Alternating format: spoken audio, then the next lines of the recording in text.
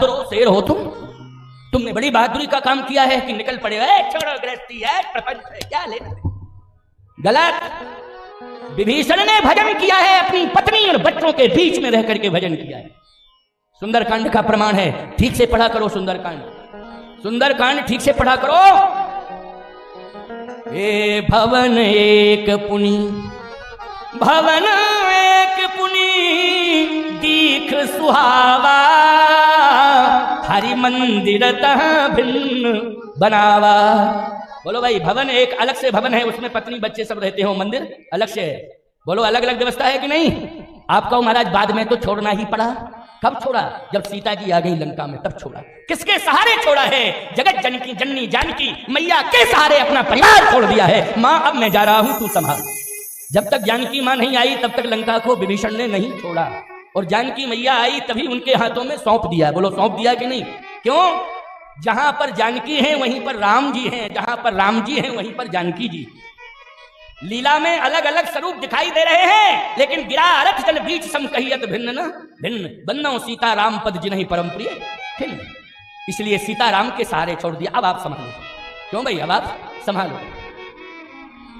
जिंदगी की डोर सौंप हाथ दीनानाथ के, महलों में राखे चाहे झोपड़ी में कास दे। जिंदगी की डोर सौंप हाथ दीनानाथ के, महलों में राखे चाहे झोपड़ी में कास दे। धन्यवाद निर्विवाद राम राम कहिए, धन्यवाद निर्विवाद राम राम कहिए। जाहि विधि राखे राम ताहि विधि रहिए, जाहि विधि राखे राम ताहि विधि रहिए। सीताराम सीताराम सीताराम कहिए, सीताराम सीताराम सीताराम कहिए। जाहि विधि राखे राम ताहि विधि रहिए, जाहि विधि राखे राम ताहि विधि रहिए। जाहि विधि राखे राम ताहि विधि रहिए। भगवान के हाथ में सौंपा और पलायन नहीं किया है, श्री राम जी को लेने के लिए गया है। बोलो, राम जी को भागा नहीं है, राम जी को लेने के लिए गया है। गया है कि नहीं गया है? ये इसका अर्थ नहीं होगा कि भाग गया। नहीं, लेने के लिए गया है। प्रभु राम को लेने के लिए गया है, अगवानी करने गया है उनकी। बोलो भाई अगवानी, क्योंकि राक्षस तो करेंगे नहीं अगवानी। कौन करेगा अगवानी? संत करेगा, भगवान की भक्त करेगा। इसलिए मैं लेने जा रहा हूं, भाग नहीं रहा हूं। इसलिए मैं कहना चाहता हूं कि दायित्वों का निर्वाह करो और भजन भी करो। भजन ये नहीं कहता है कि कर्तव्य को भूल जाओ, भजन ये नहीं कहता है कि कर्तव्य को भूल जाओ। भजन तो कर्तव्य बोध कराता है, कर्तव्य करना चाहिए। भजन कर्तव्य का बोध बढ़ाता है, कर्तव्य बोध जिसको कहते हैं। तो मैं कहना यह चाहता हूं कि ताकतें रावण के पास 3 हैं, राम जी के पास 3 हैं, उर्मिला, लक्ष्मण और संतों में हनुमंत। बोलो कौन? हनुमंत, हनुमान जी। 3। अब क्या करें? 3 इधर 3 उधर, 3 इधर 3 उधर। पहलवान वोट डाले तो वही असर है, और बीमार रोगी डाले तो वही असर है। मत की कीमत है। क्यों भाई? इसमें पहलवानी की कीमत नहीं है, इसमें तो मत की कीमत है। इसलिए मत 3। अब एक मत जिसे मिल जाए अधिक, बस सफलता है। तो मत किसको मिल गया है? लंका का संत मत राम को मिल गया है। इसलिए राम के पास हो गए 4 मत, 4 वोट, और रावण के पास रह गए 2। तो जीत किसकी हो गई? बोलो भाई। शपथ ग्रहण समारोह बाद में होता रहा, लेकिन जीत तो कंफर्म हो गई। क्यों भाई? कंफर्म हो गई। युद्ध के बाद जीत का प्रमाण पत्र मिला है, ये अलग बात है, लेकिन कंफर्म हो गया कि नहीं कि हमारा बहुमत है, हमारी जीत है। क्या बात है। ये मत, इसलिए इसका नाम सुंदर कांड है। विजय श्री वाला मत राम जी को इसी कांड में मिला है। बोलो भाई, विजय श्री वाला जो मत मिला है वो किस कांड में मिला है? लंका में मिला कि किष्किंधा में मिला है? बोलो। सुंदर में, इसी कांड में, इसलिए इसका नाम हो गया सुंदर का। हमारे राम जी को जिसमें विजय मिल जाए, बोलो सुंदर नहीं है तो क्या है? सुंदर नहीं। बड़े बड़े भीषण कांड हुए हैं इसमें। इसी कांड में आग लगी लंका में, भीषण अग्नि कांड। बोलो भाई, इसका नाम हो जाना चाहिए था भीषण अग्नि कांड, लेकिन नहीं नहीं नहीं, सुंदर कांड। पूरी लंका जल के खाक हो गई, बोले सुंदर कांड, सुंदर कांड। विजय श्री वाला मत मिला है राम जी को, इसी कांड में मिला, इसलिए इसका नाम है सुंदर कांड। विभीषण की शरणागति, बोलो किस कांड में हुई है? विभीषण की शरणागति सुंदर कांड में ही हुई है। मत जो विजय श्री वाला था वो इसी कांड में राम जी को प्राप्त हुआ है। अब एक बात और सुन लो, बड़ी अच्छी बात है, क्योंकि बहुत सारे प्रसंग हैं, बहुत अभी तो ग्रंथी कांड ही बहुत हैं और बड़े बड़े कांड हैं, ऐसा नहीं है, क्या करें। लेकिन समय हो रहा है और 2 बजे से ज़्यादा नहीं खींचेंगे, क्योंकि फिर भंडारा तो इतनी ज़्यादा मात्रा में सिद्ध हो गया है, रखा है कि वो सब पाएंगे आप और पवाएंगे आप, और ये देर तक चलेगा। स्थान चूंकि यही है, बात ये ना, धूप में कहाँ बैठेंगे लोग, बोलो भाई। थोड़ा शीतलता आ जाएगी 6 बजे के बाद मैदान में बैठ जाएंगे लोग, लेकिन अभी भोजन तो छाया में ही होगा और यही पर्याप्त स्थान है, इसलिए यहीं बैठ करके पंगत होगी और आप प्रसाद सभी पाएंगे। और भंडारा, बड़ा भंडारा, धुआं बंद, बताओ सभी गाँव में धुआं ही बंद करा दो। हाँ, पूरे गांव में धुआं ही बंद करा दिया है, ये तो बड़ी बात है। ऐसा बड़ा भंडारा है, इसलिए ये बाबा बनखंडेश्वर नाथ जी का और बाबा अतरदास जी महाराज का भंडारा है, इसलिए साधारण भंडारा नहीं है। और इस भंडारे में सिद्ध आए हुए हैं, पहले ही से आ गए हैं, यहाँ विराजमान हैं। जिन्होंने बोलो भजन किया होगा वो तो आए होंगे। सिद्ध कवि जो है मृत्यु को प्राप्त नहीं होते हैं, तुम्हें लगता है, वो तो हमेशा विचरण करते रहते हैं। स्थूल शरीर चला जाता है लेकिन सूक्ष्म शरीर से वो यत्र तत्र सर्वत्र रहते हैं, ये विश्वास करना है। और विश्वास नहीं करोगे तो हमें क्या लेना देना तुमसे, जो ना माने साधु सीख तो लेके कटोरा मांगे भी है। साधु की बात नहीं मानोगे तो पछताते रह जाओगे, इसलिए ध्यान से सुनना, बहुत अच्छी बात है। हनुमान जी को भेजा है, कहा हनुमान ये मुद्री सीता को दे देना, लेकिन लाना नहीं है सीता को। रावण चोरी चोरी ले गया है सीता को, मैं डंके की चोट पर लाऊंगा, चैलेंज दे करके लाऊंगा और रावण का सर्वनाश करके लाऊंगा सीता को। ऐसे नहीं लाना है, रावण चोरी चोरी ले गया है, राम नहीं लाएगा लंका से, लंका से राम लाएगा, लेकिन कब, जब लंका के राक्षसों का समूल नष्ट हो जाएगा तब मैं सीता को लाऊंगा। तो हनुमान जी बोले फिर मुद्री दे के चले आए। भगवान ने कहा ये मुद्री दे आना और चले आना। लेकिन हनुमान, अगर संत जो है राम को मिल जाए, लंका का विभीषण, वो विभीषण जैसा संत यदि मिल जाए तो काम बहुत बढ़िया बन जाए, बहुत ही अच्छा काम बन जाएगा। क्योंकि विभीषण की आवश्यकता है। किसकी आवश्यकता है जल्दी बोलो? विभीषण की, राम जी की। और मैं लंका न पहुंच पाऊं उसके पहले विभीषण मुझे मिल जाए, क्योंकि विभीषण जो है मेरा मार्गदर्शक होगा, मार्गदर्शन करने वाला। हनुमान जी ने कहा कि बिल्कुल विभीषण आ जाएगा, आपको मिलेगा, जैसे मिले तैसे मिले। कहे नहीं, ऐसे संत को सम्मान पूर्वक लाना चाहिए। कैसे लाना चाहिए? सम्मान पूर्वक। कभी भी डरा के धमका के नहीं लाना चाहिए। ये नहीं कि डरा के धमका के ला रहे हो, ऐसा नहीं होना चाहिए। संत का सम्मान होना चाहिए और सम्मान पूर्वक संत को लाना चाहिए। देखो संतों की बात चली तो हमारे दंदरुआ वाले महाराज श्री महामंडलेश्वर रामदास जी महाराज पधार गए हैं। बोलिए दंदरुआ धाम की जय, दंदरुआ हनुमान जी महाराज की जय, डॉक्टर हनुमान जी महाराज की जय, महामंडलेश्वर रामदास जी महाराज की जय, सभी संतों की जय। कालीदास जी तो ऐसे संत हैं कि ये हमें कल पकड़ के ही ले गए खींच के, और ये आपकी सेवा का फल इन्हें मिल गया है। एक माला उठाओ। कैसे हैं आप? अच्छे हैं, बहुत बढ़िया माला उठाओ। और दंदरुआ क्या है? दंदरुआ महाराज को बिठा लो, आसन दो। इधर आओ। ये क्या बात है, ये तो क्या बात है, परम भक्त नरसी भगत। आज तो संतों का दर्शन हो रहा है। उधारो उधारो, वाह वाह।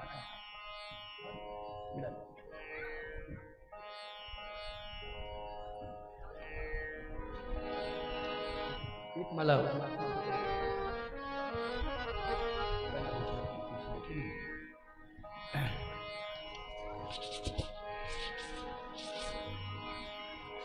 ये संत दर्शन की महिमा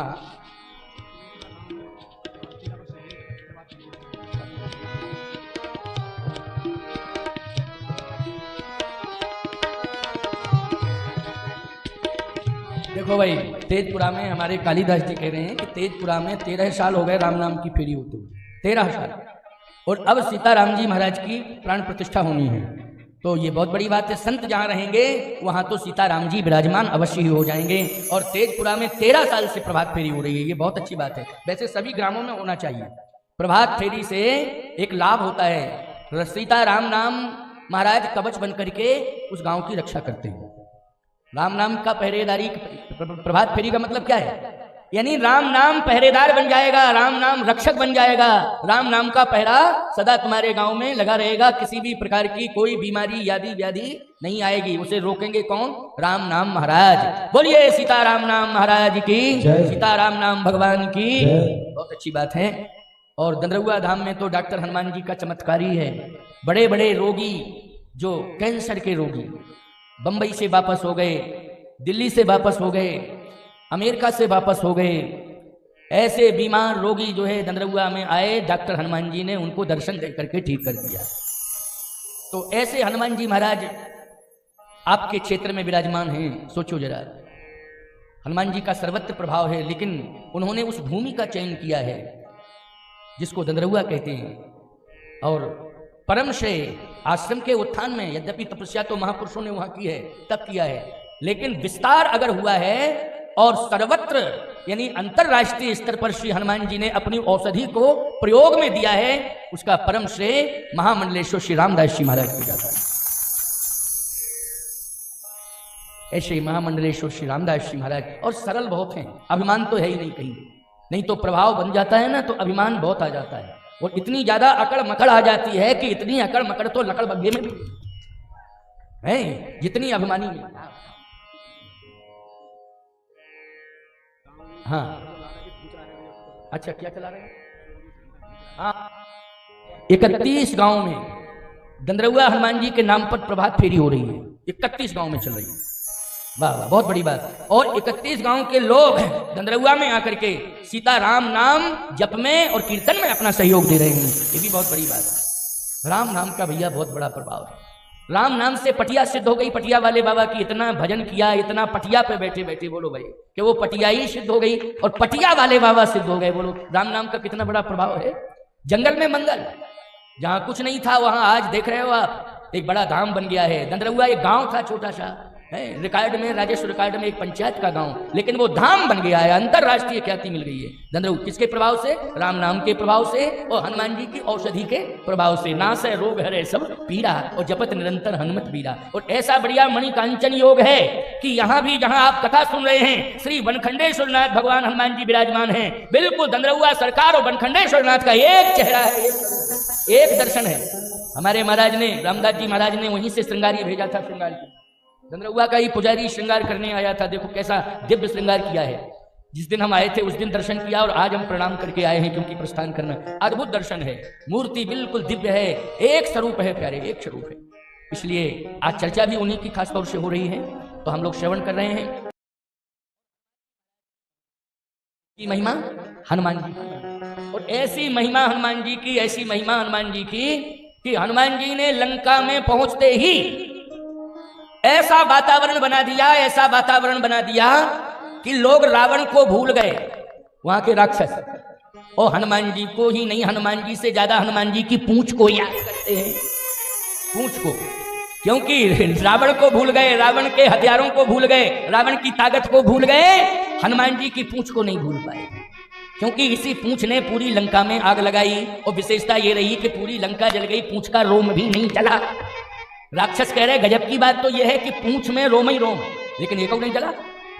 और लंका का एक मकान नहीं बचा, केवल एक विभीषण कर गए, नहीं, एक विभीषण का मात्र घर बचा है। बाकी जो है सारी लंका धू धू करके जल गई और पूंछ का एक रोम नहीं जला है। पूंछ का एक रोम नहीं जला। गजब की बात, राक्षस भूल नहीं पाए हनुमान जी। रावण को गालियां बकने लगे राक्षस, सब गालियां देने लगे रावण। अच्छा बोलो भाई, जो नगर जलाता है उसे गालियां मिलती हैं सुनने को? जो नगर जलाता है उसे मिलती हैं गालियां। कैसा दुष्ट आया, जला के चला गया। लेकिन जलाया हनुमान जी ने लंका को, गालियां हरा नहीं। बोलो कितना बड़ा प्रभाव है हनुमान। सब गालियां दे रहे हैं रावण को। मंदोदरी भी बक रही है आए बाएं साएं। कहती है मंदोदरी, तुमसे बड़ा मूर्ख कोई नहीं है। रावण बोला, विद्वान को मूर्ख कह रही हो तुम, कैसी पागल हो? मैं सबसे बड़ा विद्वान हूं, मेरे समान कोई विद्वान नहीं है। वेदों पर मैंने भाष्य किया, और किया था, रावण ने किया था वेदों पर भाष्य, ऐसी बात नहीं। मंदोदरी कह रही है तुमसे बड़ा मूर्ख नहीं है संसार में कोई। रावण बोला मुझसे बड़ा विद्वान नहीं है कोई संसार में, मुझसे बड़ा विद्वान नहीं है। मंदोदरी ने कहा कि अपने मुंह तमापन करनी कहते रहो, लेकिन मैं नहीं कह रही हूं, सब कह रहे हैं कि तुम मूर्ख हो। अच्छा तुम सिद्ध कर कैसे मूर्ख हो, सिद्ध कर। मंदोदरी ने कहा सुन लो, पूरी लंका में आग लग गई कि नहीं लग गई? रावण ने कहा लग गई। कैसे लगी? अरे वो बंदर आया था, उसने वाटिका उजारी, मैंने उसको दंड दे दिया। दंड दिया है, पूंछ में आग लगाई, लेकिन पूंछ जली कि नगर जला? रावण बोला जला तो नगर ही है। क्या बंदर वहां से घी ले आया था, तेल लेके आया था, घी लेके आया था? रामादल से चला था। ये बताओ कौन कौन सी जलाने की सामग्री लेके आया था, ये बताओ। मंदोदरी कह रही है रावण न घी लाया था, न तेल लाया था, न कपड़ा लाया था, न दिया सलाई माचिस लाया था, सब तुमने दिया। लो तेल, लो घी, लो कपड़ा, लो माचिस और लेबर चार्ज, पूरी लेबर लगा दी और पूरी लंका फुकवा दी। पूरी लंका फुकवा दी। प्रयास तुमने किया। ये मूर्खों का काम है कि बुद्धिमानों का? बोलो। मंदोदरी कहती है तुम्हारे समान कोई मूर्ख नहीं। रावण बोला तो आखिर दंड तो देना ही था।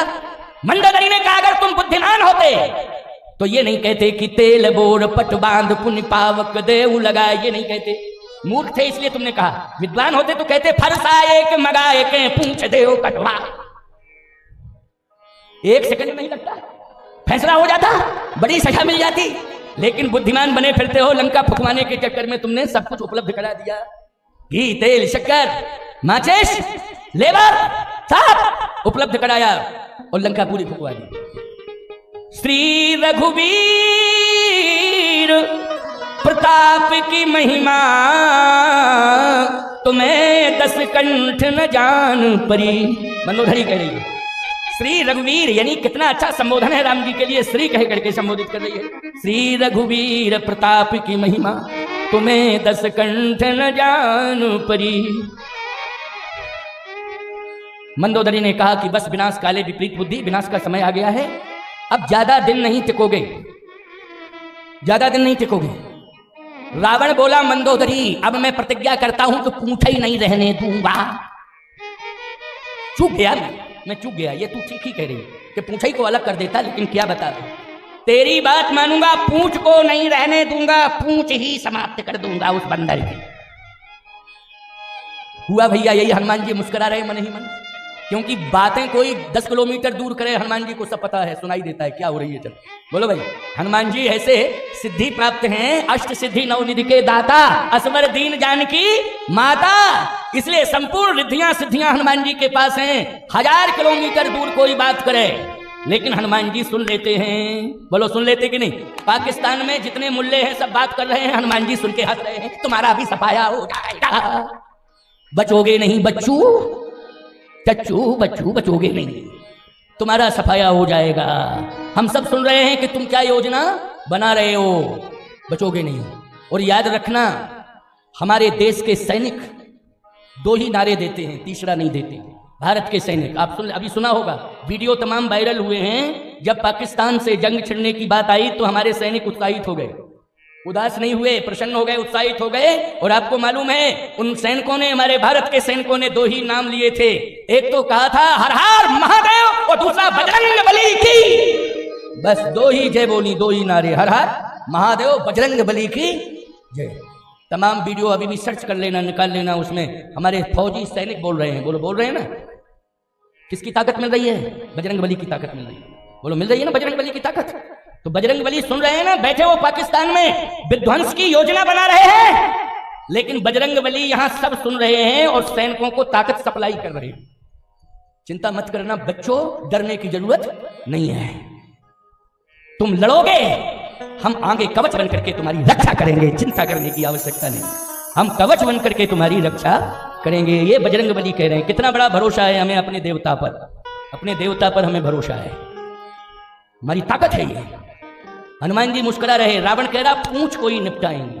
हनुमान जी हंस रहे, अच्छा पूंछ कोई बात नहीं, तू अपनी बहोर ले।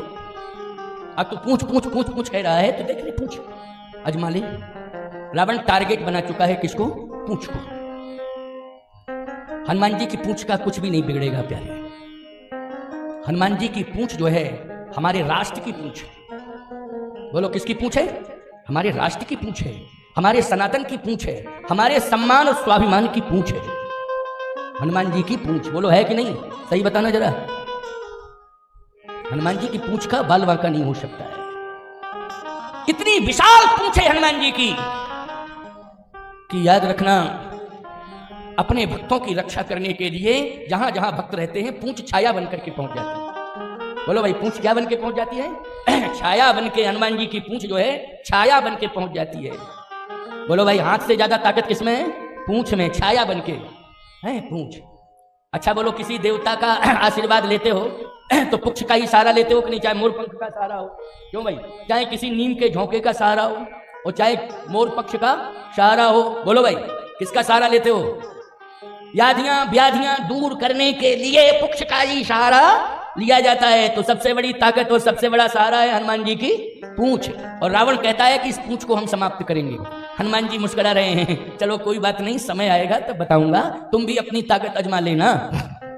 लेकिन भगवान ने कहा कि हनुमान, मत तो हमें साधु का चाहिए, महात्मा का। हनुमान जी बोले, वो तो प्रभु आपकी आज्ञा हो गई, बस पर्याप्त। लेकिन विभीषण पर दबाव नहीं बनाना। दबाव यदि बनाओगे तो साधु का अपमान हो जाएगा, और साधु का अपमान मैं बर्दाश्त नहीं करता हूं। साधु का अपमान ना होने पावे, इस बात का ध्यान रखना। नहीं नहीं प्रभु, ये कैसे हो सकता है? साधु संत के तुम रखवारे, असुर निकंदन राम दुलारे। बोलो भाई, साधु संत के ऐसा हो ही नहीं सकता। हनुमान जी ने कहा कि आप मेरे पर भरोसा रखो। विभीषण से बात तो करनी पड़ेगी। विभीषण जी से जब मुलाकात हुई तो हनुमान जी ने कहा कि सबसे सुंदर उपाय है, किसी को अगर प्रभावित करना है तो उसे राम कथा सुनाओ। क्या सुनाओ? राम कथा।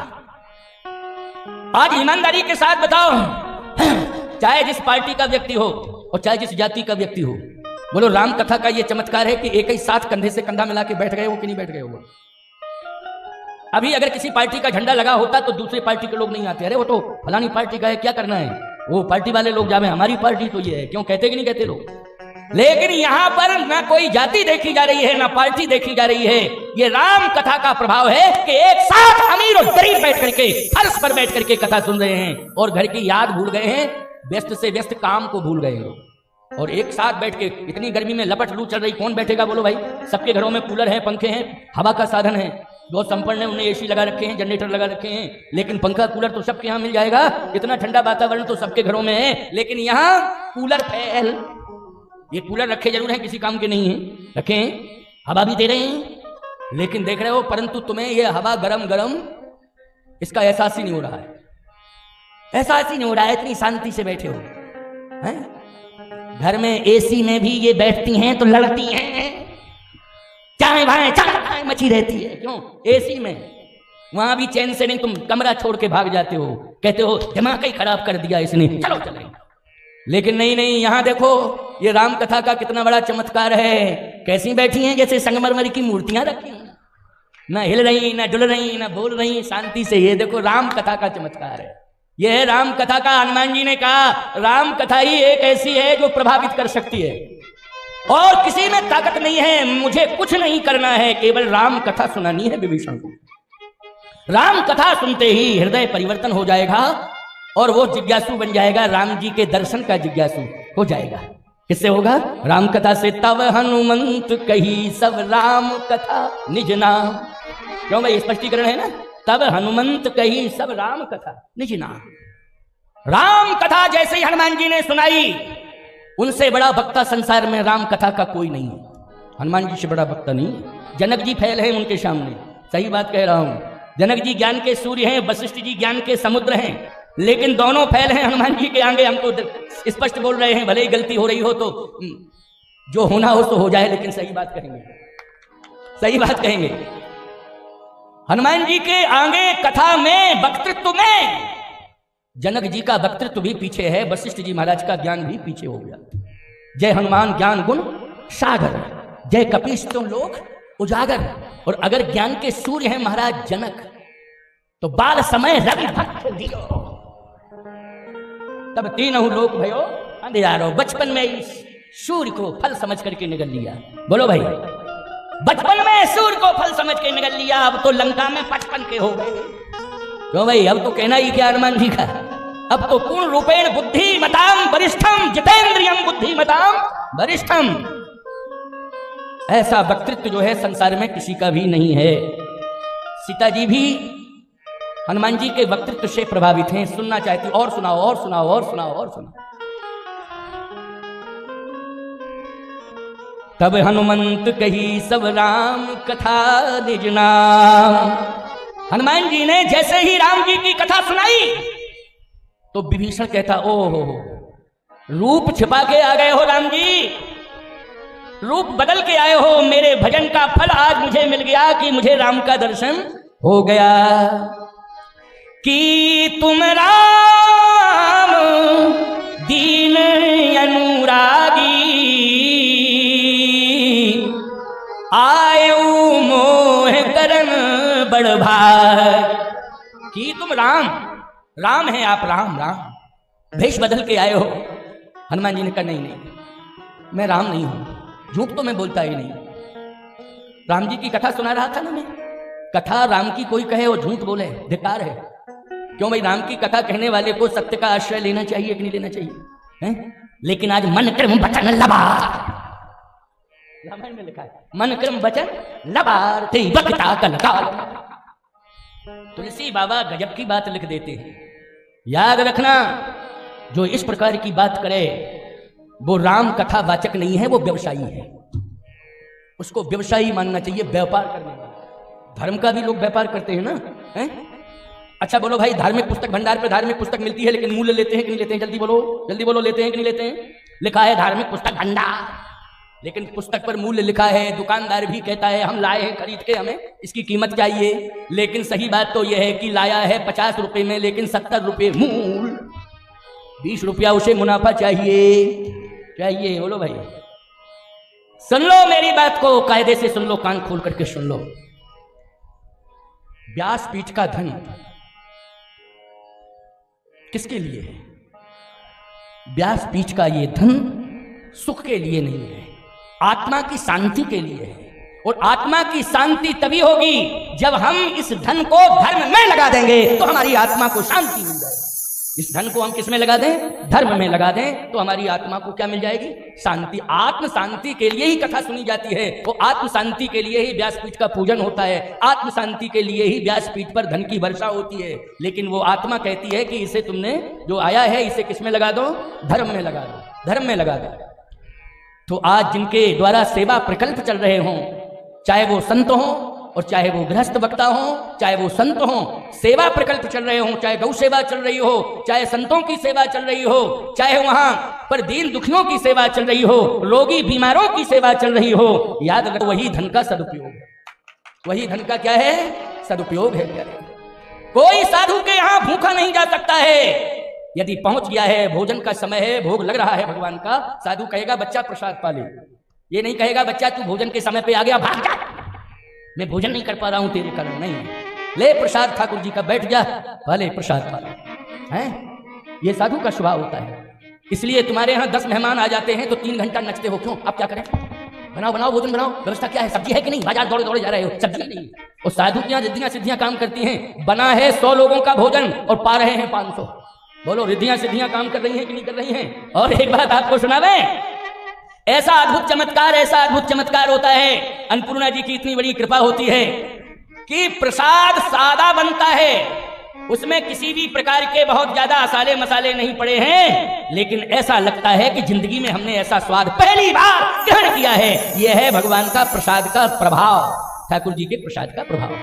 इसलिए मैं कहना चाहता हूं कि आप सब लोग जो है अपने अपने घरों में भोजन बनाओ, लेकिन पहले भगवान को भोग लगा दो। और ऐसा भोजन बनाओ कि जिसमें तुलसी दल पड़ सके। ऐसा भोजन नहीं बनाना है कि जिसमें तुलसी दल ही ना पड़े, मक्खी मच्छर पड़े। हाँ, मक्खी मच्छर है वो, गंदा संदा भोजन क्या कहेंगे? ऐसा भोजन बनाओ कि जिसमें तुलसी दल पड़े, और तुलसी दल पड़ेगा तो भगवान को लग जाएगा भोग, फिर तुम लोग पाओ, कोई मना नहीं है। लेकिन पहले भगवान को अर्पित कर दो, प्रसाद बन गया वो। अब मानने की जरूरत है, मानना चाहिए निश्चित रूप से। तो मैं कहना चाहता हूं अंतिम बात, और अंतिम भाव है ये, क्योंकि बजने वाले हैं 3 मिनट कम 2 हैं और 2:10 कथा बस, 2:10 कथा बस। हाँ सही बात तो ये है, क्योंकि भैया गर्मी बहुत पड़ रही है, वो भंडारा होना है। वैसे तो हम 2.5-3 घंटे रोज ही बोलते हैं, वो आज भी 2 घंटे तो हो ही जाएगा, हैं 2 घंटे तो लगभग हो ही जाएगा प्यारे। परंतु मैं भंडारे का भी मुझे ध्यान है, क्योंकि ठाकुर जी का भोग लग रहा है और ये प्रसाद देव दुर्लभ है। देवता भी यहाँ आए हैं, वो भी कह रहे हैं कि हमें भंडारे का प्रसाद चाहिए, है? प्रमोद चौधरी, वाह, इसने तो सेवा का ऐसा भाव जगाया कि जो भी आवश्यकता पड़ेगी उस खर्च को हम पूरा करेंगे, ऐसा इसने भाव दिखा दिया है। बोलो भाई। वैसे सबने सहयोग, बगल में बैठे, क्या नाम है बेटा तेरा? शिव कुमार, इसने भी बहुत अच्छा योगदान दिया है और सबने योगदान दिया है। बहुत लोग, भदौरिया ने भी योगदान पूरे परिवार ने दिया है, बहुत अच्छा आशीर्वाद। तो कालिदास कुछ कहना चाहते हो? बैठ जाओ। विभीषण ने कहा कि तो राम नहीं हो तो कौन हो फिर? हनुमान जी ने कहा झूठ नहीं बोलता, मैंने अभी कथा सुनाई, मैं वो वक्ता नहीं हूं कि मन क्रम वचन लवार। हनुमान जी ने कहा कि मैं राम कथा कह रहा हूं, इसलिए तुम अंदाज लगाओ, अनुभव करो कि राम का चरित्र क्या है। राम सत्य संकल्प सभा काल बस, तो राम सत्य है, तो राम सत्य है, तो राम का चरित्र सत्य है। राम के चरित्र को कहने वाला भी सत्यवादी होना चाहिए, इसलिए मैं झूठ नहीं बोल रहा हूं, मैं राम नहीं हूं। तो विभीषण जी ने कहा राम जी के दास तो हैं ही हैं, ये पक्की बात है कि तुम हरि दासन मह कोई, आप राम नहीं हैं तो राम के दास हैं, कि तुम हरि दासन मह कोई, मोरे हृदय प्रीत यस होई। आप राम जी के दास हैं। हनुमान जी ने कहा मैं झूठ नहीं बोलता हूं, मैं राम जी का दास भी नहीं हूं। अब तो कान ही खड़े हो गए भाई, अब तो सरासर झूठा ही ना है ये राम के दास। हनुमान जी ने कहा नहीं। तो विभीषण ने कहा फिर कौन हो? हनुमान जी की आंखों से आंसू बरसने लगे।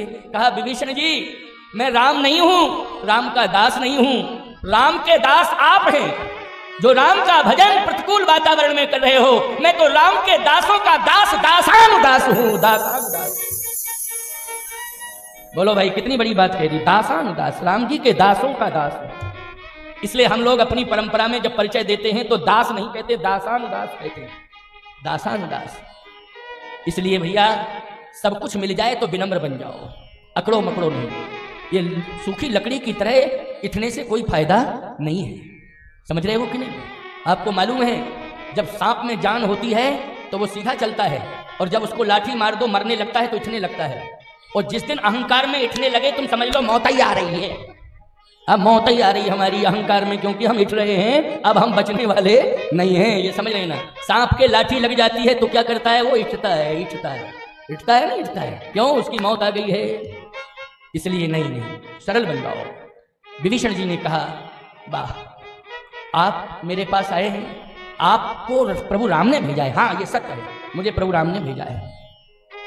मैं प्रार्थना कर रहा हूं कि आप राम जी के पास से आए हैं, श्री राम जी ने आपको भेजा है, तो क्या आप मुझे राम से मिला सकते हैं, दर्शन करा सकते हैं? हनुमान जी बोले दर्शन कराएंगे, मिलाएंगे, और जो राम जी के पास होगा सब तुम्हें दिलाएंगे, चिंता मत करो। बस विभीषण बोला तब तो चकाचक आनंद ही आनंद है, तो चलें। हनुमान जी बोले चलो। अब विभीषण रुक गया। क्यों रुक गए हो? अभी तो कह रहे थे चलूं, मैंने कहा चलो, अब क्यों रुक गए हो? विभीषण जी ने कहा कि मैं इसलिए रुक गया हूं कि अपने भाई को एक चांस और दे रहा हूं कि मैं अगर प्रभु राम की शरण में जा रहा हूं तो मैं यही चांस दूंगा कि आप भी मेरे साथ चलो और सीता जी को सम्मान पूर्वक ले चलो और प्रभु राम के हाथों में सौंप दो और हम क्षमा मांग लें। आप क्षमा मांगो, हम भी क्षमा मांगे। बोलो भाई, कितनी अच्छी सोच है उसकी। मतलब ये सोच नहीं है कि ये मर जावे, नहीं सुधर जावे। सोच ये है कि ये सुधर जावे, किसी तरह से सुधर जावे, ये सोच है, सकारात्मक सोच। ये नहीं ये मर जावे, इसकी संपत्ति हमें मिल जावे। गलत व्याख्या करते हैं लोग, कहते हैं कि विभीषण भाई को धोखा देके चला गया। बिल्कुल मूर्खों की व्याख्या है। विभीषण धोखेबाज निकला है, विभीषण ने गद्दारी कर दी है, विभीषण छोड़ के चला गया और उसी ने जो है रावण को मृत्यु के घाट उतरवा दिया है। राम से मिलकर। गलत बात मत किया करो, बर्दाश्त नहीं होगा ये। विभीषण महापुरुष है, वो संत है, भजन करने वाला है, वो किसी का हित नहीं चाहता है। और आपको एक बात बता दें, सुंदरकांड पढ़ते हो तो इन चौपाइयों को ठीक से पढ़ो, समझो, सुनो, फिर अर्थ किया करो। श्री राम के पास जाने के पहले रावण के पास गया। बोलो, नहीं तो चला जाता, कोई जरूरत नहीं थी रावण के पास जाने की। क्या जरूरत थी? बोलो भाई, क्या आवश्यकता थी? मैं पूछ रहा हूं, रावण के पास जाने की क्या आवश्यकता थी? सीधा डायरेक्ट चला जाता भाई। रावण से उसे साधन तो लेना नहीं था, रावण से कोई व्यवस्था तो लेनी नहीं थी, उसे तो सीधा जाना था। लेकिन नहीं, राम जी के पास बाद में गया, पहले किसके पास गया है? रावण के पास गया है। यही है संत का स्वभाव। संपत्ति अंपत्ति नहीं, कल्याण हो जावे। क्या हो जावे? कल्याण हो जावे, सुधर जावे, समझ जावे, किसी तरह से इसमें परिवर्तन हो जावे और इसका विनाश रुक जावे, ये भाव है।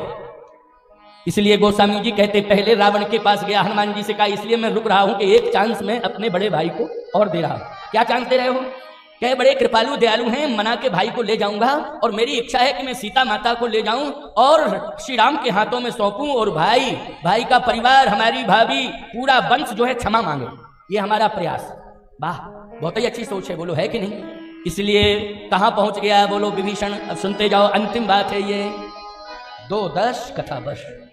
हाँ, वो तो कथा है, बढ़ती जा रही, लेकिन भाव तुम्हें सुना रहा हूं कि नहीं सुना रहा हूं? बोलो भाई, कितने भाव सुना रहा हूं ऐसे जो पढ़ जाते हो लेकिन समझ नहीं पाते हो, और कवियों की कविताओं को सुन सुन करके ही करने लगते हो। हैं? कोई कवि ने लिखा है कि विभीषण गद्दार था और राम से मिल गया, भाई का विनाश, जाने क्या क्या वो कविता में याद नहीं है किसी कवि ने कविता। मैंने यूट्यूब चैनल पर डाटा है उसको, किसी सभा में कथा कह रहा था मैं, उसको डाटा मैंने, बहुत पहले की बात है। मैंने कहा गलत मत लिखो कविताएं, अगर गलत कविताएं करोगे तो परिणाम भुगतना पड़ेगा। एक कवि ने भगवान कृष्ण के मोरपंख की उपमा पदत्राण से दे दी। ये बुंदेलखंड की ही बात है। पदत्राण से दे दी कि ऐसे मोरपंख टेढ़ा है। अब वो शब्द हम नहीं बोल पा रहे हैं, मैंने तो साफ अपनी साहित्यिक भाषा में बता दिया। पदत्राण से बोले, इस तरह का तुमने वो देखा है? पदत्राण ऐसे ही टेढ़ा, ऐसे बोल गया वो, अल्लाह ही करने लगे। रोडवेज से जा रहा था कानपुर, कालपी नहीं निकल पाया और ऊपर चला गया, ऊपर चला गया। समझ गए कि नहीं? खबरदार, इस तरह से उपमा नहीं देना चाहिए। कुछ अच्छे शब्दों से संबोधित करो अपने देवताओं को, अपने बुजुर्गों को, बड़े लोगों को अच्छे शब्दों से सम्मानित करो, तब तुम्हारी बुद्धि की सार्थकता है। ये गंदे संदे शब्द, ये हल्के फुल्के फुअर शब्दों से तुम जनप्रियता हासिल करना चाहते हो, लोकप्रियता हासिल करना चाहते हो, खबरदार। प्रकृति तुम्हें माफ नहीं करेगी, समय काल बन करके तुम्हें भक्त लेगा, कोई नहीं बचा पाएगा। इसलिए विभीषण की मर्यादा कितनी बढ़िया है। वो क्या कह रहा है, सुनो जरा। मर्यादा राक्षस वंश में जरूर पैदा हुआ, लेकिन भजन से कितना बड़ा परिवर्तन आया, कितने बढ़िया विचार बदले उसके, कि जैसे ही पहुंचता है तो क्या कहता है, राम जी इसके पास बाद में जा रहा है, लेकिन कहता मैं अपने भाई के पास जाऊंगा। वो कहता क्या है, जो आपन चाहूं कल्याणा, सुजस सुमति शुभ गति सुखनाना। बोलो भाई, ये बात कही कि नहीं कही? अपना कल्याण कर लो, आपका सुयश हो, आपकी कुमति सुमति में बदल जावे और आपको सुख मिले, यश मिले, यही मेरी हृदय की शुभकामना है। और मैं कहता हूं कि लंका ही नहीं, पूरा ब्रह्मांड आपके हाथ में हो। रावण कहता है बहुत अच्छी बात, इसके लिए करना क्या पड़ेगा? विभीषण जी ने कहा इसके लिए सीता जी का सम्मान करना पड़ेगा, और जितनी भी नारियों का अपहरण करके लाए हो, उन सबका, जिनका अपमान कर चुके हो, उन सबका सम्मान करना पड़ेगा। देवी देवताओं का अपमान कर चुके हो, उनका सम्मान करना पड़ेगा। रावण कहता है अच्छा, इस प्रकार की भाषा बोल रहा है। अस कही की चरण प्रहार, खींच करके लात मारी विभीषण की छाती पर रावण ने, लेकिन विभीषण जी ने अनुज कहे पद बारहि बारा, रावण की लात को माथे से लगा लिया। देखो भाई, माथे से लगाया। क्या कहता है, तुम पितु सरिस भले ही मोहि मारा, राम भजे हितनाथ तुम्हारा। आप पिता के समान हो, कोई बात नहीं, लात मार ली है तो मैं तो पुत्र हूं, आप पिता है मेरे, हमें कोई अपमान नहीं महसूस हो रहा है, क्योंकि बड़े भाई हो, पिता के समान। पिता के मरने के बाद मैंने आपको पिता माना है, लेकिन जब तक जीवन की दुर्बलाशाओं का त्याग करके सनातन सत्य के साक्षात्करण का सत्प्रयास नहीं करोगे और श्री राम का भजन नहीं करोगे, तब तक तुम्हारा कल्याण होने वाला नहीं है। अब मैं राम की शरण में जा रहा हूं, अब मैं राम की शरण में जा रहा हूं। बोलो भाई, कहां उसने धोखा दिया है अपने भाई को, बता दो जरा। स्पष्ट बोल के गया कि नहीं गया है? जिन चरणन की पादुका भरत रहे मन लाए, उत्ते पद आज बिलो की हो इनने नन अब जाए। अब मैं जा रहा हूं, जा रहा हूं, जा रहा हूं, लेकिन कल्याण तुम्हारा राम भजे हित नाथ, तुम्हारा राम का भजन करने में ही तुम्हारा कल्याण होगा, वरना कल्याण होने वाला नहीं है। स्पष्ट बोल के गया है, साफ सुथरी बात कह के गया है और समझा के गया है, प्रार्थना करके गया है, तब राम की शरण में गया है। की भाषा बोलने वालों, अपनी जवान को संभाल लो, सुधार लो, विभीषण को गद्दार मत कहा करो। ये भाषा कभी मत बोलना भूल के भी। महापुरुष हैं वो, संत हैं। भगवान ने कहा है तुम सारिखे संत प्रिय मोरे, तुम्हारे जैसे संत मुझे प्रिय हैं। भगवान कह रहे हैं विभीषण से, तुम सारिके संत प्रिय मोरे, तुम्हारे जैसे संत मुझे प्रिय हैं। भगवान की वाणी है तो कैसे बोलने की हिम्मत पड़ जाती लोगों की। इसलिए सुंदर कांड में विभीषण जो है आज चैलेंज के साथ राम की यश गाथा का वर्णन करके और अपने भाई से प्रार्थना करके और भाई को बता के कि मैं अब जा रहा हूं। बोलो भाई, इसका मतलब है कि किसी भी मर्म को छिपाया नहीं है, विभीषण ने स्पष्टीकरण दिया है। तो बोलो यही स्पष्टीकरण देना ही सुंदर है, सुंदरता है कि नहीं? किसी बात को छिपाना ही गंदगी है और किसी बात की पारदर्शिता लाना, स्पष्टता उसकी समाज के मध्य प्रकट कर देना, यही सुंदरता है। इसलिए रामचरितमानस में अनेक भाव ऐसे हैं जहां सुंदर सुंदर सुंदर सुंदर कार्य हुए हैं। इसलिए इसी कांड में सबसे ज्यादा सुंदर बिंदु स्थापित किए हैं तुलसी बाबा ने, इसलिए इसका नाम सुंदर कांड हो गया है। वो पात्रों ने सुंदर सुंदर भाव, सुंदर सुंदर तथ्य और सुंदर सुंदर चरित्र स्थापित किए हैं, इसलिए इसका नाम क्या हो गया? सुंदर कांड। 2:14 हो गए, 2:15 है ना। इसलिए आप सबको मैं बता देना चाहता हूं, जैसे ही विभीषण जी पहुंचे हैं, अब थोड़ा हवाई सर्वे कर रहा हूं। विभीषण जी पहुंचे हैं तो बोलो अगवानी किसने की है? हनुमान जी ने की। विभीषण जी की अगवानी किसने की है? हनुमान जी ने की है। बोलो की है कि नहीं की है? हनुमान जी लेकर के जा रहे हैं और हनुमान जी महाराज ने ही भगवान के सम्मुख खड़ा कर दिया है विभीषण जी को, और विभीषण जी पाहिमाम पाहिमाम पाहिमाम कह के चरणों में गिर पड़े। त्राहि त्राहि आरती हरण शरण सुख रघुबीर। पाहिमाम पाहिमाम पाहिमाम पाहिमाम श्रवण सुयस सुनियायऊ प्रभु भंजन भवभीर।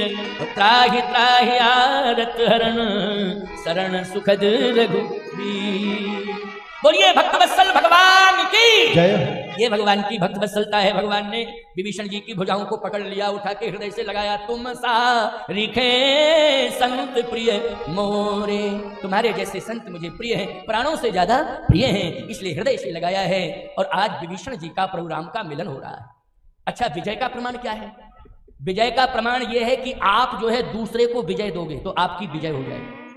आप दूसरे को विजय दिलाओ तो आपकी भी विजय हो जाएगी। तो भगवान ने पहले क्या किया विभीषण जी का? अस कही राम तिलक तहि सारा और सुमन वृष्टि नव भई अपारा। समुद्र के जल से अभिषेक किया है भगवान राम ने। किसका किया है? विभीषण जी का किया है। बोलो किया है ना।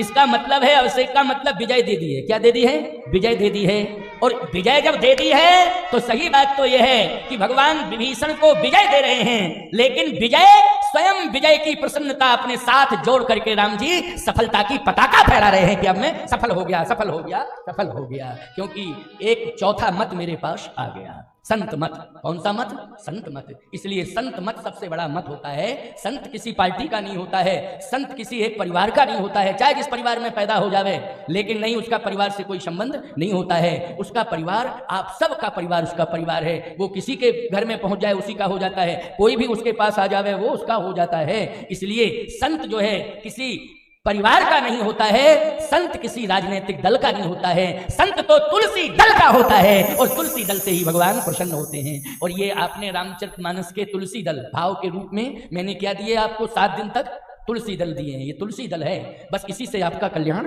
हो जाएगा। बस अब खाओ पुआ तस्मई भोटा की सब्जी चकाचक थोड़ी देर में। क्यों भाई? है बड़ा भंडारा है, कई मन का भंडारा है ना, बड़ा है, पाते रहना आनंद से। अब मैं सबसे ज्यादा इनको क्या कह दूं, श्री बालकदास जी को इन्होंने 7 दिन तक या 9 दिन तक जल ग्रहण नहीं किया है।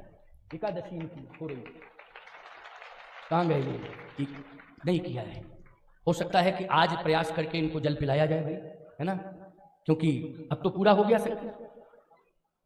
लेकिन इन्होंने निर्जला एकादशी की, महाराज एक दिन की होती है वर्ष में, इन्होंने पूरे दिन तक, जब तक कार्यक्रम पूरा नहीं होता।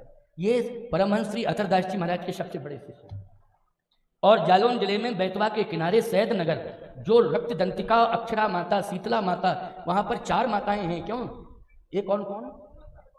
छिन्नमस्तिका, ये 4 माताएं अद्भुत हैं। तांत्रिक पीठ है वहां रक्तदंता, वहां बड़े बड़े तांत्रिक बाहर से आते हैं तंत्र सिद्धि के लिए।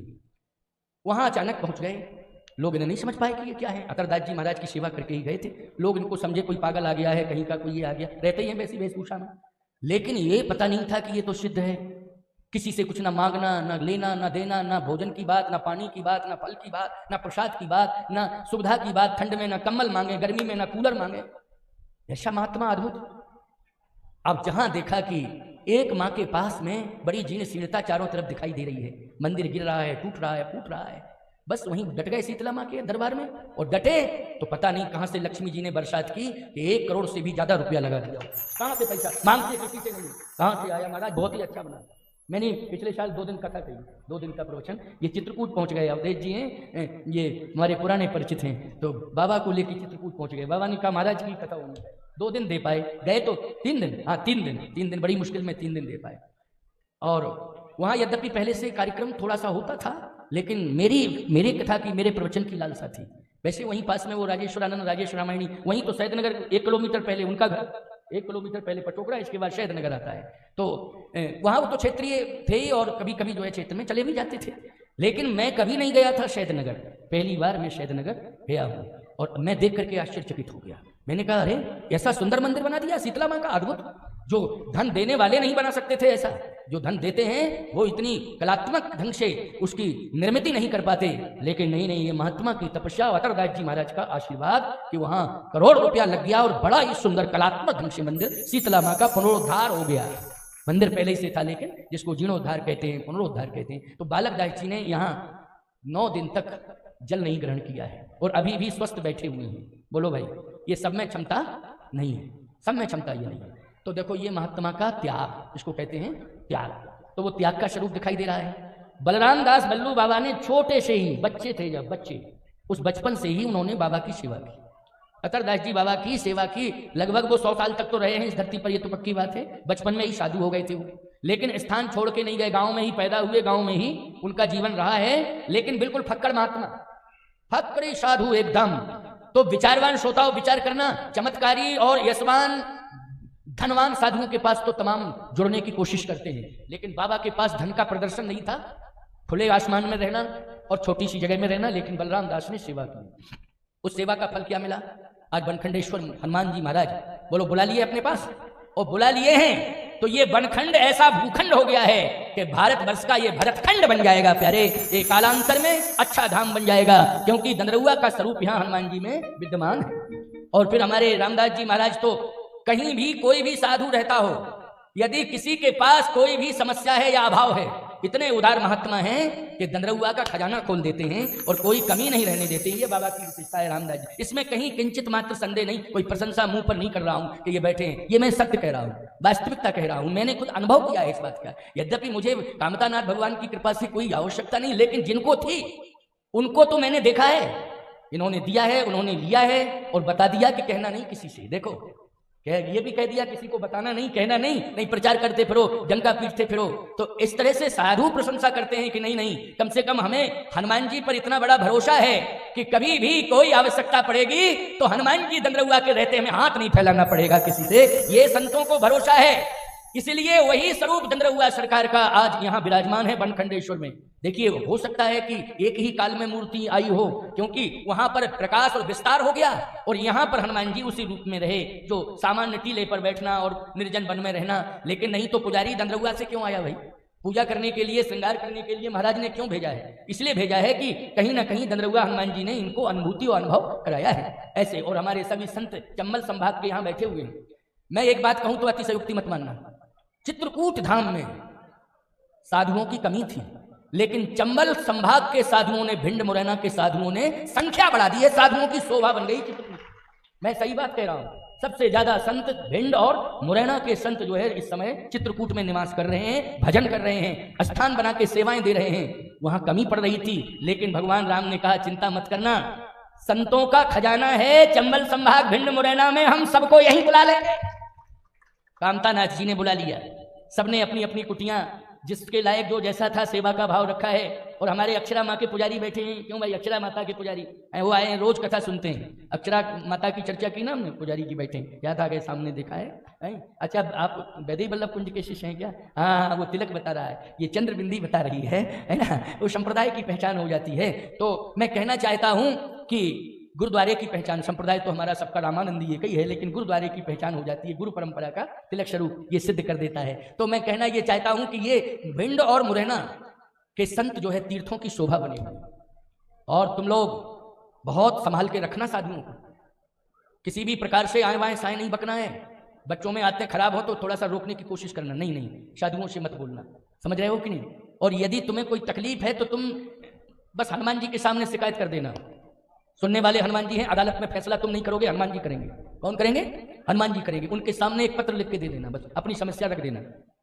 तुम्हें किसी साधु से तकलीफ हो रही है तो तुम एक पत्र लिख के भेज देना, कामतानाथ को भेज देना, दंदरौगा भेज देना, बनखंडेश्वर पे भेज, या कहीं भी हनुमान जी का तुम्हें दरबार मिल जाए, तुम तो बस छोड़ दो पत्र, अपनी समस्या लिख दो, हनुमान जी महाराज फैसला करेंगे। क्योंकि साधु संत के तुम रखवारे, अगर कोई साधु से तकलीफ है तो वही समाधान देंगे, वही करेंगे।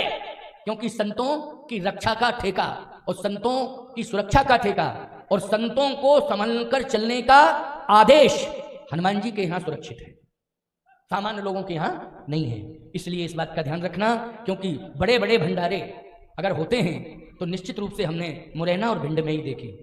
सबसे पहले तो हमने, बहुत पुरानी बात है कि इतने बड़े गंगा जमुना वाले कड़ाहे के अलावा मैंने कहीं नहीं देखे थे, इतने बड़े बड़े गंगा और यमुना, क्यों भाई, दो ही कर। इसके बाद फिर दंदरौआ में बड़े बड़े कड़ाहे, दंदरौआ में बड़े बड़े भंडारे। और अब आप देख रहे हो कि ऐसी परंपरा चली है कि कहीं भी अगर भागवत भी होती है, राम कथा होती है, तो याद रखना भंडारे इतने विशाल हो जाते हैं कि वो आस्थावान जहां जहां भी रहते हैं पटाखा बन करके पहुंच जाते हैं कि ये भिंड मुरैना का भंडारा है, भिंड मुरैना का भंडारा है। ऐसे भंडारे अद्भुत होते हैं यहाँ, और देने वाले उदार, सब कुछ जो है लुटा देते हैं, सब कुछ दे देते हैं, लो लो लो। ये भिंड और मुरैना, ये मैं कोई प्रशंसा नहीं कर रहा हूँ, वास्तविकता मैं एक बात कहता हूँ। एक बार मुझे चित्रकूट में संतों की इच्छा हुई कि मालपुआ का भंडारा हो, अब बनाने नहीं जानता कोई वहाँ भंडारी, तो यहीं से बुलाने पड़े भिंड मुरैना से, यही मुरैना से गए बनाने वाले, वहाँ मालपुआ वाले कोई नहीं मिले बनाने वाले, यहीं से कहे महाराज कहाँ से हम बुलाए, हमने कहा मुरैना से। बोले मुरैना में क्या है? हमने कहा खदान है, चाहे जितने ले लो, है ना। तो याद रखना ये विशाल भंडारों की परंपरा तुम लोगों ने अक्षुण्ण रखी है, तुम्हारे पुरखों ने तुम्हें परंपरा दी है, और ये परंपरा साधु संत महात्मा जो भजनानंदी हुए हैं उनके प्रभाव से इस परंपरा को चलाते रहना, समझ रहे हो ना, चलाते रहना इस परंपरा को। और आपस में प्रेम रखे, किसी भी प्रकार का धन का दुरुपयोग किसी थाने में और किसी अदालत में नहीं जाना चाहिए। तुम्हारे धन को ना तो पुलिस लूटे और ना कोई वकील लूटे, ना कोई जज लूटे, क्योंकि वो धन ही नहीं लूटेगा, तुम्हारा सम्मान भी लूटेगा वो, समझ रहे। अच्छा एक बात बताओ, वकील कितने गलत तरीके से बात करते हैं, बोलो। फाइल ऐसे पकड़ के फेंक देते, ले जाओ, जब पैसा नहीं था तो क्यों चले आए, ये नहीं कि कौन परिस्थिति में आया, कौन करने, फाइल उठाई। आप कहोगे बाबा अनुभवी हो क्या? नहीं, हम कभी नहीं जाते हैं, कहीं नहीं। इतना बड़ा स्थान है, कारण बनते रहते हैं, लेकिन हमारे लोग चले जाते हैं, उनको हमने दायित्व दे रखा है, तुम ही जाओ, तुम ही बात करो, हम नहीं जाएंगे, चाहे नुकसान हो जाए चाहे कुछ हो जाए ना। हमने जो अपने उत्तराधिकारी चुने उनको ड्यूटी दी, जाओ, सारे पावर हैंड ओवर कर दिए, दुरुपयोग करोगे खींच लेंगे। लेकिन हम नहीं जाते हैं, केवल हम कामतानाथ जी से सामने जाते हैं, उन्हीं को अपनी कथा और व्यथा सुनाते हैं, हमें उन पर भरोसा है। लेकिन तुमसे कह रहा हूं कि तुम्हारे बच्चों को ना भुगतना पड़े, क्योंकि जमीन बिकेगी, सम्मान जाएगा और गालियां सुनने को मिलेंगी, क्या बचेगा तुम्हारे पास? नहीं नहीं, आपस में प्रेम बना के चलो। कोई 19-20 बात है तो फिर उस पर विचार करके समझौता कर लो आपस में, लेकिन किसी भी प्रकार का कोई गलत कदम मत उठाना, और किसी भी अदालत में धन तुम्हारा न जाने पावे, किसी भी जज के पास, किसी भी वकील के पास, किसी भी पुलिस थाना कचहरी के पास ना जाने पावे, इसका ध्यान रखना। और भोजन इतना सात्विकी करना, किसी डॉक्टर के पास भी तुम्हारा धन ना जाने पावे। अब डॉक्टर कह रहे होंगे, वकील कह रहे होंगे, अच्छा बाबा बुलाया, कैसी बात कह के जा रहा है, हमारा बिजनेस धंधा ही चौपट हो जाएगा। नहीं, ऐसा भोजन सात्विकी करना कि कोई बीमारी तुम्हें परेशान न करने पावे तो तुम्हें डॉक्टर के पास नहीं जाना पड़ेगा। ऐसा गलत कदम झगड़े में मत उठाना जिससे तुम्हें कहीं थाने में जाना पड़े, अदालत कचहरी में जाना पड़े। प्रेम से रहना प्यारे बच्चों, प्रेम से रहना भक्तों, प्रेम से रहना प्रभु की प्रिय दिव्य आत्माओं, प्रेम से रहना, शांति से रहना और जीवन को भगवान से जोड़ के रखना और संतों के चरणों में आस्था रखना। बस यही मेरा संदेश है। अब एक दायित्व जो तुम्हें मिला है कि हनुमान जी के दरबार में आज मंदिर निर्माण का भूमि पूजन हो गया है, तो उस भूमि पूजन में आप सबने सुना होगा अथवा दर्शन भी करोगे। अभी भंडारा पाने के बाद हनुमान जी के यहाँ जाओगे तो वहीं वो शिलाएं रखी हुई हैं जिनका पूजन हुआ है। इसका मतलब है कि वहां पर एक दिव्य भव्य मंदिर का निर्माण होना है। उस दिव्य भव्य मंदिर का निर्माण बहुत ही उत्साह से तुम सब मिलकर करा देना। और मैं वचन देता हूं, जिस दिन मंदिर बनके तैयार हो जाएगा, प्राण प्रतिष्ठा में ये शरीर रहा तो जरूर उपस्थित रहेगा। इतना ही शरीर रहा, क्योंकि हम चैलेंज नहीं करते हैं। रात्रि अपनी है लेकिन सवेरा भगवान के हाथ में है। रात्रि को तो हम सो जाएंगे लेकिन सवेरा जगाएगा कौन? भगवान जगाएगा। मुझे सवेरा हमें भगवान दिलाएगा। इसलिए भगवान से मैं प्रार्थना करूंगा कि उत्सव में हमको सम्मिलित करा देना। लेकिन आप लोग ये बढ़िया बनखंडेश्वर धाम बन जावे और यहाँ पर दिव्य हनुमान जी की जो प्रतिमा है सुंदर दिव्य भव्य नूतन मंदिर में विराजमान हो जावे और इनके इष्ट श्री सीताराम जी महाराज विराजमान हो जावे। बस यही मेरे हृदय की कामना है और आपके लिए बहुत बहुत शुभकामना है। मैं सभी संतों को बहुत ही मिलन भाव से दंडवत कर रहा हूँ। सभी संत हमारे हैं। श्री रामदास जी महाराज का तो हमारा बहुत ही अभिन्न संबंध है। जैसे गिरा रथ जल बीच सम कहियत भिन्न न भिन्न, सीताराम जी अभिन्न है, वैसे ही राम स्वरूपाचार्य रामदास जी अभिन्न हैं। दंदरउआ धाम कामता नाथ धाम एक है, सीताराम जैसे एक है। वैसे मैंने कई बार कहा है, बार बार कहा है, मैं जब भी सभाओं में रहता हूँ तो कहता हूँ। इसलिए बड़ा आत्मीय संबंध है, संपर्क है और सभी संतों से, क्योंकि हमारे ही परिवार के सब संत हैं। हम कभी संप्रदाय भेद भी नहीं मानते, मेरा यह स्वभाव नहीं है। हमारे खड़ दर्शन के अंतर्गत जो भी साधु महात्मा हैं वो सब हमारे हैं। हम भेद नहीं मानते हैं, क्योंकि हमारे राम जी ने भेद नहीं माना है तो हम क्यों? हम तो दास हैं उनके, और दासों के दास दासान दास हैं, क्यों भेद मानेंगे? इसलिए सभी संत बहुत ही प्रेम से एक साथ रहकर कंधे से कंधा मिलाकर और हृदय से हृदय मिलाकर के सभी प्रेम से रहें, भजन करें और एक दूसरे की मंगल कामना करें और क्षेत्र में सौहार्द बना रहे, इसके लिए भगवान से नित्य प्रार्थना करते रहें। सबका कल्याण हो, क्योंकि तुम्हारे द्वारा ही राम कथा उत्सव महोत्सव होंगे। हाँ बोलो जल्दी। अच्छा कोई बात नहीं। इनका ये कहना है कि हम कुछ जानते नहीं हैं। बल्लू बाबा बलराम दास जाने अनजाने में ये कह रहे हैं अगर हमसे कोई भूल हो गई हो तो हमारे अपराध को क्षमा किया जाए, कोई भी अपने मस्तिष्क में ना लावे, ये इनकी सरलता है। ये कह रहे हैं हम नहीं बोल पाएंगे क्योंकि इतना हम बोलना नहीं जानते, आप हमारी तरफ से कह दो। तो बहुत अच्छी बात है बाबा, बहुत अच्छी बात कही तुमने। अब तुम्हारे ऊपर हनुमान जी की कृपा हो गई है, वो साधु संत महात्मा सब आ गए हैं, अब सबने तुमको हृदय से लगा लिया है, चिंता करने की कोई आवश्यकता नहीं है। बनखंडेश्वर हनुमान जी भरपूर भंडार भरेंगे, मंगल ही मंगल होगा। बोलिए बनखंडेश्वर धाम की, श्री हनुमान जी महाराज की। अब भगवान का कीर्तन कर लो। और भैया सही बताएं, कटारे जी बैठे, इन्होंने हमें कोई तकलीफ नहीं होने दी।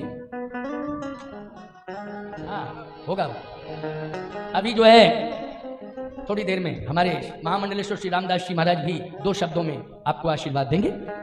कटारे जी ने 7 दिन तक सेवा की है। इनका बच्चा जो पत्रकार है वो आज आया हुआ है, पता नहीं कहीं यहीं खड़ा होगा, सेवा में होगा वो बालक। उसने तो पूरा रात को 12 बजे के बाद सोना और हम लोगों से पहले जाग जाना। सेवा की है उसने, बहुत सेवा की। और प्रेम देखा मैंने आपके छोटे भाई जो ठेकेदार जी हैं, कमलेश नाम है ना छोटे भाई का, बड़ा प्रेम है। इतना प्रेम है कि ये कहते हैं कि मेरा भाई महाराज जी मुझे प्राण से ज्यादा प्यारा है। छोटा कहता है बड़ा भाई मुझे प्राण से ज्यादा प्यारा है। ऐसा प्रेम है। तो ये प्रेम के कारण ही साधु महात्मा वहाँ अपना बसेरा करते हैं। नहीं काहे को रोकें, आजकल तो एक से एक हवेलियाँ बन गई हैं, कमी नहीं है। अब तो बहुत अच्छी अच्छी आलीशान बिल्डिंगें बन गई, लेकिन नहीं, हमने देखा है कि संत प्रेम के कारण ही वहाँ डेरा डालते हैं, बसेरा करते हैं और वहाँ रहते हैं। तो मैं कहता हूँ कि प्रेम से बड़ी कोई ताकत नहीं होती है। तो आपस में परिवार में भाइयों में प्रेम बना के चलो और पड़ोसियों से भी, गाँव वालों से सबसे प्रेम, लड़ने झगड़ने वाली प्रथा को समाप्त करो। और जो जुआ और नशा शराब जुआ की जो आज एक बहुतायत मात्रा में बहुत ज्यादा गांव में बुराई फैल रही है और जिससे नौजवान प्रभावित हो रहे हैं, बहुत ही ज्यादा प्रभावित हो रहे हैं, आप सब लोग थोड़ा प्रयास करो। हमारा तो हनुमान जी तक पहुंच है तो कह देंगे कि हनुमान जी सद्बुद्धि दो, बल बुद्धि विद्या देव मोह हरऊ कलेश विकार। हनुमान जी से प्रार्थना करेंगे। लेकिन तुम सब कोशिश करते रहो अपने बच्चों में ये दुर्गुण ना आने पावे, इससे बचाना है। और बच्चों साधु की बात मान लेना, ये जुआ और शराब ये नाश की जड़ है। किसकी जड़ है? नाश की जड़ है। इससे नाश ही होता है। इसलिए इस विनाश से, इस नाश से बचना है और आप सबको स्वच्छ चरित्र स्थापित करके अपनी धवल कीर्ति को स्थापित करना है। धवल कीर्ति आपकी स्थापित हो जाए, आप निश्चित रूप से इंसान जरूर हों, लेकिन आपके सद्गुणों के प्रभाव से लोग आपको महान कहने लग जावें, तभी आपके जीवन की सफलता होगी। मैं माताओं, बहन, बेटियों को भी बहुत बहुत साधुवाद और आशीर्वाद दे रहा हूँ। बहनों, बेटियों, माताओं, आप सब ने बहुत धर्म कर्म सत्कर्म किए हैं, तभी ये संत महात्मा यहाँ रहते हैं और यहाँ जन्म लेते हैं। माताओं, पाश्चात्य कल्चर को अपनी बेटियों में मत लाने देना, कोशिश करना, क्योंकि ऐसे परिधान होना चाहिए बेटियों के जिसमें भारतीयता झलकती हो, मर्यादा का दिग्दर्शन होता हो। माताओं, ये तुम्हारे ऊपर डिपेंड है, क्योंकि पश्चिमी कल्चर केवल हमें वस्त्र ही देता है, चरित्र नहीं देता है। क्या देता है? वस्त्र देता है, और वो वस्त्र